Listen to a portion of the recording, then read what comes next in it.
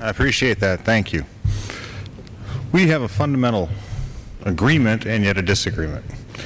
I think that everyone can see that there are three key elements to America's energy situation: production, conservation, and innovation.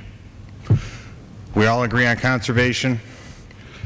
We'd like to see America more energy efficient, and we differ on whether or not what the extreme would be in terms of conservation.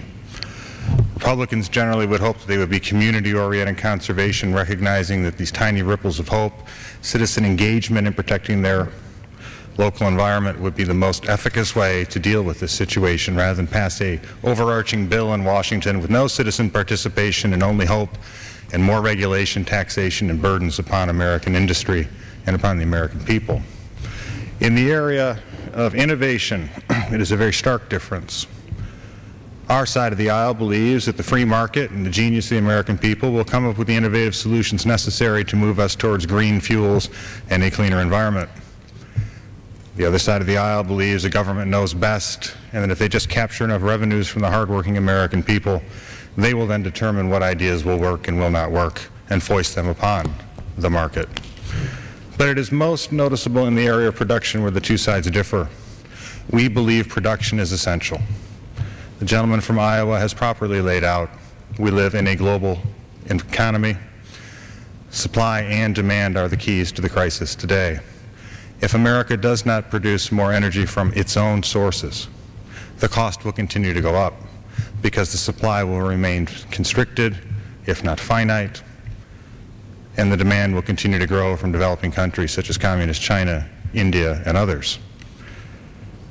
What we believe is necessary is a declaration of energy independence, which, like our own country's declaration of independence, recognized that it would not happen overnight.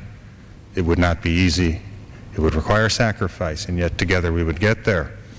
We need to continue to produce domestic energy as we transition through a free market-based approach to innovations that will get us to a green energy policy, and through the community-based conservation that will help foster and perpetuate energy efficiencies within our communities, within our homes. Now, the difference between these two policies is clear in the chart that the gentleman from Iowa has put before us.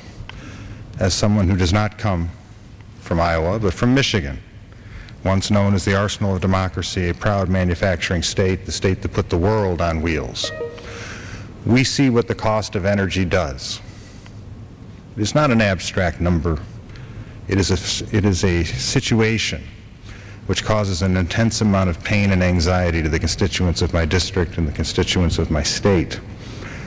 Manufacturing requires energy. As we know, the manufacturing sector has been decimated by unfair trade competition and other unfortunate policies.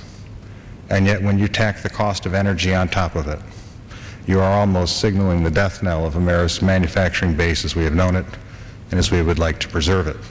Because that cost of energy, as it rises, is put into everything the manufacturer must do.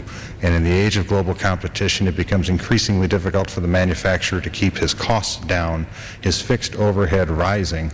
And in the end, there comes the push, especially from the Tier 1 and Tier 2 suppliers. The push comes from above to either eat the cost or send it offshore.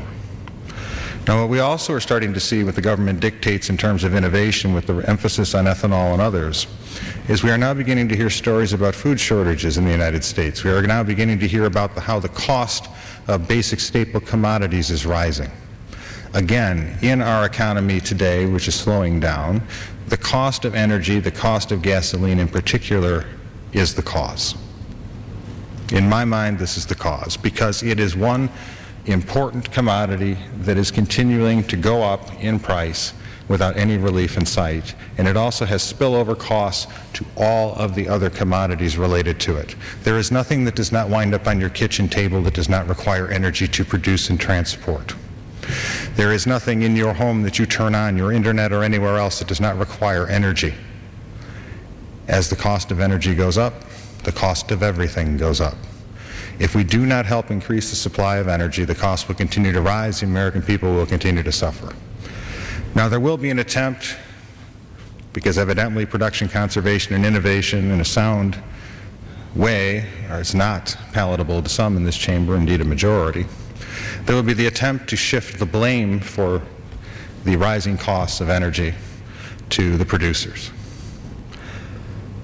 I am no fan of any multinational corporation, but then again, I am not their executioner either, because I remember what Ronald Reagan once said: corporations are not taxpayers, corporations are tax collectors. You want a windfall profits tax? You want a punitive tax on oil companies, energy producers? You can do it. And where are these energy producers and oil companies going to get that revenue from? They're going to pass the cost right on to the American people at their pumps, because Americans right now cannot survive without driving their cars to work. They cannot survive without energy. It would seem to me that these are simple lessons that we should have learned in our youth, and then it occurred to me as I watched my children grow up. We have an entire generation of voters that don't remember, that were not alive in the 1970s. They did not live through the OPEC oil crisis. They did not live through taxations upon energy producers. They did not live through the Synfuels corpse where government raised taxes, put money in a fund, handed it out, and we were going to be energy independent. Or when Jimmy Carter went on TV and declared that by turning down a thermostat to 68, this was the moral equivalent of war. The gentleman from Iowa and I have in the past talked about our love of history and its need to be taught in the schools. Because anyone with a remote understanding of the 1970s would understand that the failed policies of the 1970s are inadequate to meet the pressing energy needs of today. What we need is a 21st century energy strategy, not a failed 1970s Jimmy Carter policy that actually helped pave the way towards more energy dependence in America. So I thank the gentleman for what he's doing today, and I would encourage my colleagues to go back and look at what was tried before and failed, and then perhaps it would be more amenable to coming across the aisle and joining with us to try to take concrete steps to alleviate not only the rising cost of energy, but the rising cost of everyday life that is associated with it. I yield back to the gentleman from Iowa. Thank